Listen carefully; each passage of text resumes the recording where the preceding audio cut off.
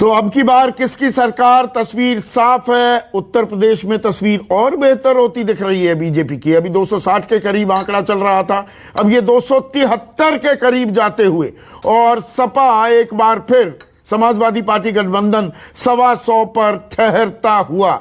इस वक्त कांग्रेस पार्टी एक प्रेस कॉन्फ्रेंस कर रही है और कांग्रेस के लिए बुरी खबर, पंजाब उनका किला ध्वस्त, उत्तराखंड में वो पस्त। सुनिए कांग्रेस क्या कह रही है। और भविष्य में और बेहतर प्रयास करेंगे। कांग्रेस अध्यक्षा श्रीमती सोनिया गांधी जी ने यह भी निर्णय लिया है कि वो बहुत जल्द कांग्रेस कार्य समिति की बैठक बुलाकर इन सारे हार के कारणों और 5 राज्यों के चुनाव पर एक व्यापक अंतर्मंथन कांग्रेस कार्य समिति करेगी।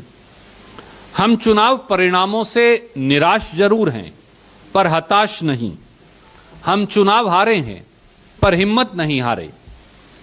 हम कहीं नहीं जा रहे, हम लड़ते रहेंगे जब तक जीत हासिल ना हो जाए, और वो जीत जनता की जीत हो। हम लौटेंगे नए बदलाव के साथ, नई रणनीति के साथ। सभी विजेताओं को एक बार फिर दिल से बहुत बहुत हार्दिक बधाई, और 5 राज्यों की जनता को एक उज्जवल भविष्य के लिए बेहतर शुभकामनाएं। I'll say it very briefly in English and then I'll take your questions. मेरे साथ इस वक्त बीजेपी के युवा चेहरा, तेज तर्रार उनके प्रवक्ता राकेश त्रिपाठी, और ये आज मुझे कुछ बातें सुनाएंगे। इन्होंने ताल ठोकी थी 7 तारीख को कि देखिएगा, नमस्कार संदीप जी 10 तारीख को मिलेंगे। मैंने कहा मिलेंगे जरूर। तो मुस्कुराते हुए लखनऊ में बैठे राकेश त्रिपाठी मेरे साथ जुड़ गए हैं। इसके अलावा महेश इंदर सिंह गरेवाल, ये शिरोमणि अकाली दल के नेता हैं और इनके नेताओं का भी बुरा हाल है। उमाशंकर पांडे कांग्रेस के प्रवक्ता भी हमारे साथ जुड़ गए हैं। तो उमाशंकर पांडे, अभी मैंने रणदीप सुरजेवाला की बात सुनी कि भाई जो जीत गया उनको बधाई, और कांग्रेस लड़ती रहेगी, आपस में लड़ते रहेंगे। देखिए, प्रियंका गांधी जी उत्तर प्रदेश की सड़कों पर लड़ती हुई नजर आई, और 2.5 साल से जब से वो प्रभारी बनी तब से तमाम सारे जो जनता के मुद्दे उत्तर प्रदेश में उठे, विपक्ष के रूप में सिर्फ प्रियंका गांधी जी ने उठाया।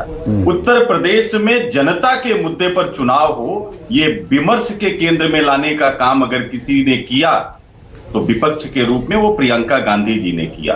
किसानों का मुद्दा हो, महिलाओं का मुद्दा हो, कानून व्यवस्था का मुद्दा हो, युवाओं का मुद्दा हो, आंगनबाड़ी अनुदेशक, आशा वर्कर, जितने। एक मिनट उमाशंकर पांडे, रोक रहा हूं।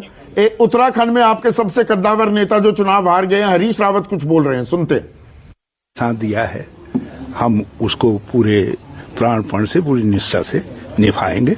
और मैं सभी अपने नवनिर्वाचित विधायक गणों को, जिसमें कांग्रेस के विधायक गण हमारे सम्मिलित हैं, उन सबको बहुत बधाई देता हूं। और कुछ लोग पहली बार अपनी विधायी पारी खेल रहे हैं, जनता ने उनको आशीर्वाद दिया है, उनको मैं बहुत प्यार और आशीर्वाद देता हूं कि वो एक सफल विधायक सिद्ध हों और जनता के विश्वास को कायम रखने में सफल रहे। हमें पूरा विश्वास था कि लोग परिवर्तन के लिए वोट करेंगे।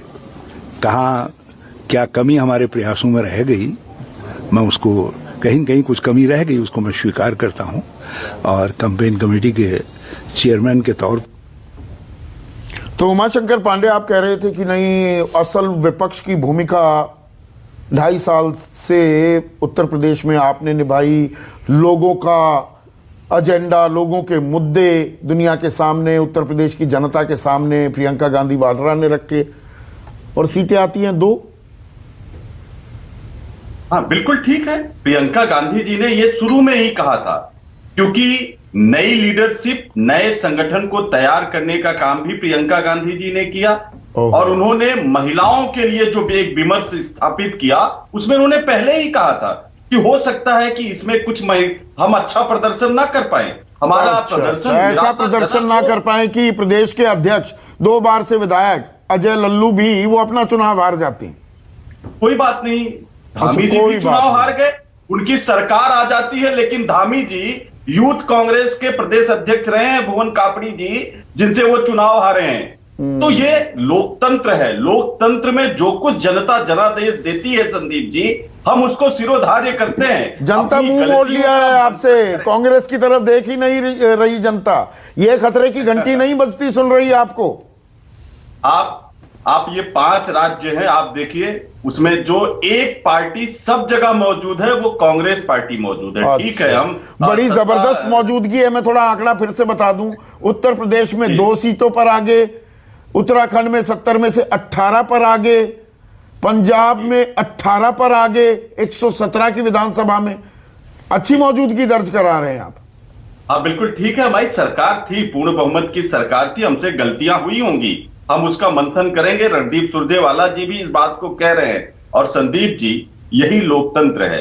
कभी हम चुनाव जीतते हैं, कभी हम हारते हैं, लेकिन प्रियंका गांधी जी ने उत्तर प्रदेश की धरती पर नफरत की राजनीति नहीं की, जाति और धर्म की राजनीति नहीं की। उन्होंने जनता के मुद्दे किताबी पर राजनीति लड़ा। की।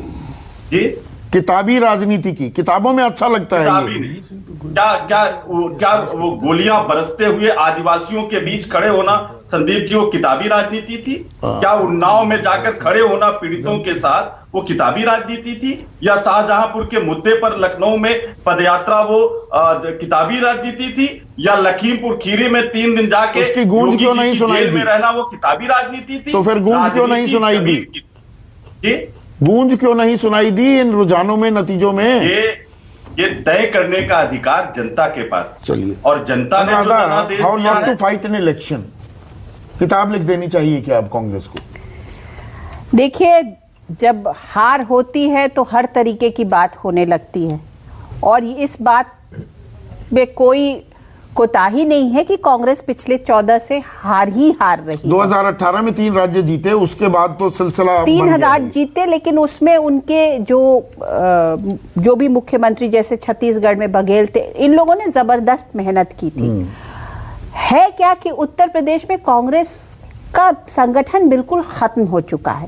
और मैं हमेशा कहती हूं कि शायद प्रियंका गांधी के इस जो भी है, जितना भी प्रयास है, उससे अगर उनका संगठन खड़ा होगा तो उसका बेनिफिट जो है उनको मे बी 2024 में मिलेगा। क्योंकि झंडा डंडा अगर लगता है आपका, लेकिन झंडा डंडा के लगने के साथ में पावर होना बहुत जरूरी है। आप कहीं पर भी अगर पावर में होते हैं तो उस झंडे डंडा को आप इंप्लीमेंट कर सकते हैं जो आप कहना चाहते हैं। प्रॉब्लम यहाँ पे कांग्रेस के साथ यही है कि कांग्रेस को लोग वोट देके क्यों अपना वोट खराब करें। तो आलम ये हो गया, ये एक प्रॉब्लम है। Very troublesome situation it is.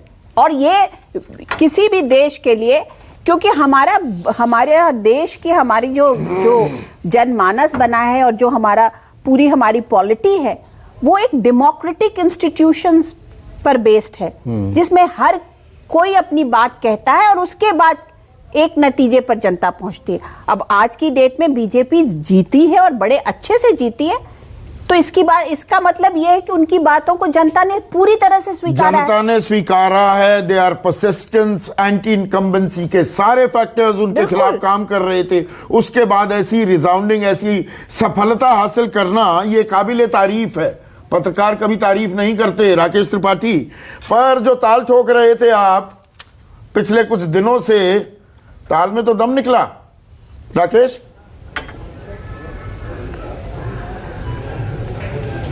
देखिए संदीप जी, मैं मानता हूं कि भारतीय जनता पार्टी ने जो अपने मुद्दे जनता के बीच में रखे थे, प्रधानमंत्री जी की जो गरीब कल्याण की नीतियां थी, उत्तर प्रदेश में योगी आदित्यनाथ जी का जो डबल इंजन का सुशासन था, विशेष करके कानून व्यवस्था पर जो हमने भरोसा जताने का काम किया, जो जनता के बीच में ये विश्वास जताने का काम किया, कहीं ना कहीं जनता ने उस पर विश्वास जताया है। और जनता ने आज हमको इतनी बड़ा एक जनादेश देने का काम किया है। भारतीय जनता पार्टी ने उत्तर प्रदेश में 37 साल के रिकॉर्ड को तोड़ने का काम किया है, क्योंकि उत्तर प्रदेश में पिछले वर्षों से सपा बसपा की जातिवादी राजनीति के कारण सपा हारती थी, बसपा जीतती थी, बसपा हारती थी, सपा जीतती थी। लेकिन 2017 के बाद से हमने जिस तरह का परिवर्तन किया है, हमें पूरा भरोसा है। आज हम इस जनादेश को देख करके जनता को दिल से, हृदय से आभार व्यक्त करते हैं। हम सभी मीडिया कर्मियों का भी आभार व्यक्त करते हैं कि आप सबने भी मुद्दों की समझ जनता के बीच में बढ़ाने का काम किया। लगातार अपनी सकारात्मक चर्चा के माध्यम से एक जनता के बीच में सकारात्मक आज दरियादिली दिखा रहे हैं, पत्रकारों का भी आभार जता रहे हैं कि आप सबने इस लोकतंत्र को नहीं, देखिए हमने कब हमेशा दर्जादिली दिखाई। देखिए मैं इस बात को हमेशा कहता था कि निर्मम मीमांसा बिल्कुल होनी चाहिए, आलोचना बिल्कुल होनी चाहिए, लेकिन साथ ही साथ में जो मुद्दे हैं उन मुद्दों को भी देखा जाना चाहिए। मैं मानता हूं कि आज जो तमाम सारे मुद्दे विपक्ष कृत्रिम तौर पर गढ़ने की कोशिश कर रहा था, जिस तरह से बेरोजगारी के विषय को उत्तर प्रदेश में उठाने का प्रयास करता था, जबकि सच ये था कि उत्तर प्रदेश में रोजगार के संदर्भ में हमने पिछली सरकारों की तुलना में काफी बेहतर काम किया है। यह सच है कि उत्तर प्रदेश में हमने गन्ना किसानों का मूल्य ज्यादा भुगतान करने का काम किया है। ये चर्चा किसी और दिन के लिए छोड़ देते हैं। हम नंबर 1 उत्तर प्रदेश में बनाने का काम किया है। राकेश, वो आंकड़े आपके पास भी, आप जानते हैं मेरे पास भी बहुत आंकड़े हैं। आज जीत का दिन है तो अभी उन आंकड़ेबाजी में क्यों घुसे, अभी वो व्यर्थ की चर्चा हो जाएगी। लेकिन ये जो जीत हासिल की, और सही कहा आपने, 37 साल बाद कोई सरकार रिपीट कर रही है अपने आप को। थोड़ा इलाकाई विश्लेषण करते हैं। क्या ये कहना सही होगा कि पश्चिम उत्तर प्रदेश जो आपकी कमजोर कड़ी लग रहा था वो दरअसल मजबूत कड़ी साबित हुआ? पूर्वांचल में आपको अच्छा खासा नुकसान हुआ है। जो ये महंगाई, बेरोजगारी की जो आपने बात की, उसकी गूंज, ठीक है आपने डैमेज कंट्रोल किया, पर उसकी गूंज सुनाई दी, वहां आपको नुकसान भी हुआ।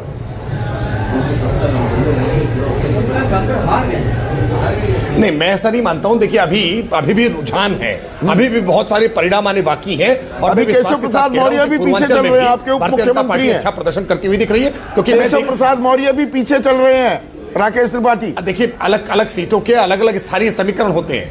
सुरेश राणा आपके मंत्री कई बार आगे भी हुए हैं। थाना भवन से सुरेश राणा चुनाव हार गए हैं, जबकि ओपी राजभर जो आपके पुराने सहयोगी थे वो 27,000 वोटों से आगे चल रहे।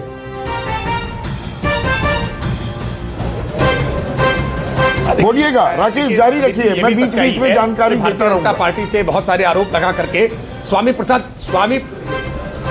प्रसाद मौर्य जी बहुत सारे आरोप लगा करके भारतीय जनता पार्टी छोड़ करके गए थे, और 25,000 वोटों से लगभग मेरी जो जानकारी है कि उनकी हार हो चुकी है। बिल्कुल। इसी तरह से दारा सिंह चौहान, वो भी गंभीर आरोप लगा करके उत्तर प्रदेश सरकार के मंत्री थे, वो भी सरकार छोड़ करके गए थे, वो भी चुनाव हार गए हैं। नहीं, वो जीत गए हैं, चुनाव हार वो पलट गए। दारा सिंह चौहान की जीत हो गई है, गोशी से जीत गए हैं दारा सिंह चौहान।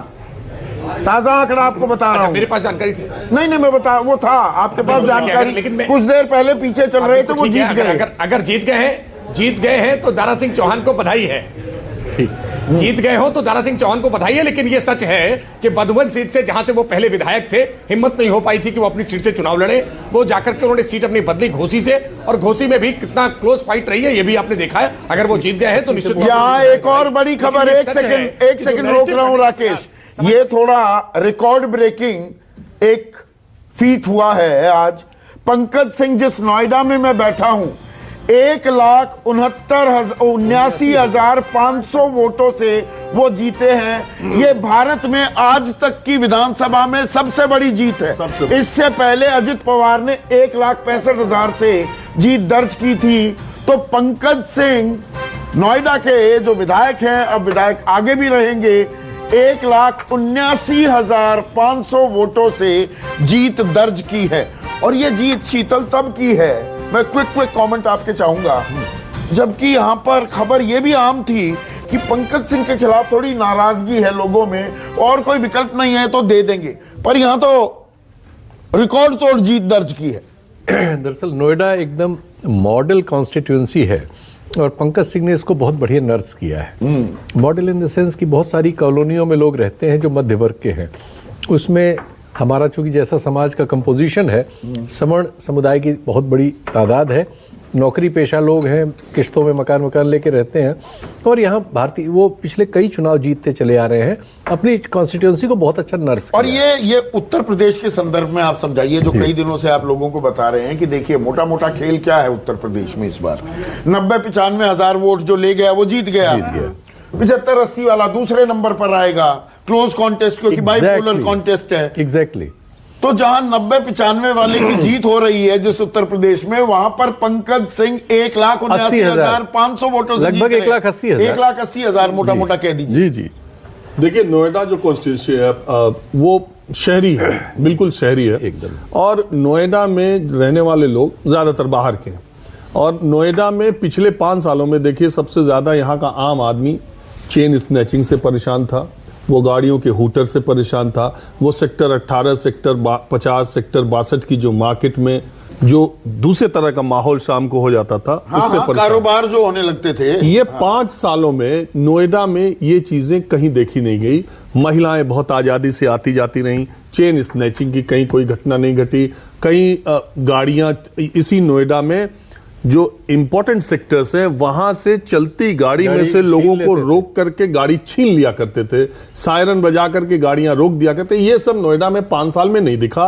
नोएडा में तो ये तो तय था कि पंकज सिंह 1 लाख से ज्यादा वोटों से जीतेंगे, मगर भारत का रिकॉर्ड बना देंगे, ये बात बहुत बड़ी। यहाँ पर एक गुजरात भी हो रहा है क्या? मैं गुजरात 2017 के चुनाव की बात कर रहा हूं, जहां ग्रामीण इलाकों में तो मार पड़ी बीजेपी को, लेकिन सूरत, अहमदाबाद, वडोदरा में जो जबरदस्त जीत दर्ज की, तो वो ट्रिपल फिगर्स से तो नीचे आ गई, 99 पर बीजेपी आई।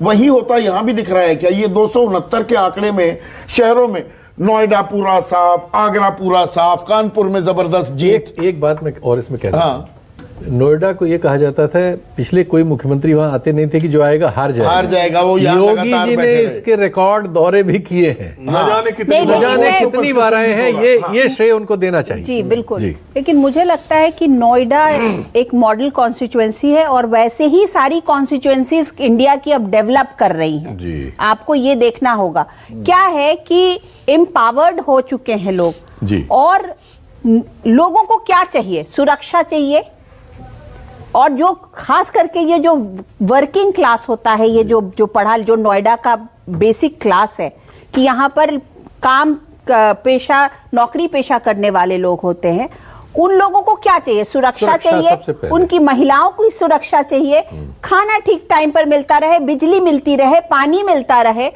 और एक ठीक ठाक हैप्पी, छोटी सी आशा। तो वो छोटी सी आशा जो है ना, वो एक मिल के बहुत बड़ी आशा बन गई है। जी जी। एक छोटा सा ब्रेक ले रहे हैं, ब्रेक के बाद चर्चा जारी रखेंगे। राकेश त्रिपाठी मेरे साथ बने हुए हैं, साथ ही साथ शहजाद अब्बास भी जुड़ गए हैं। इन्होंने कहा था 2 बजे तक का वो इंतजार करेंगे, अब 2 से ऊपर वक्त 4:20 हो गया है, तो इनसे अब कुछ सवाल करेंगे ब्रेक के बाद।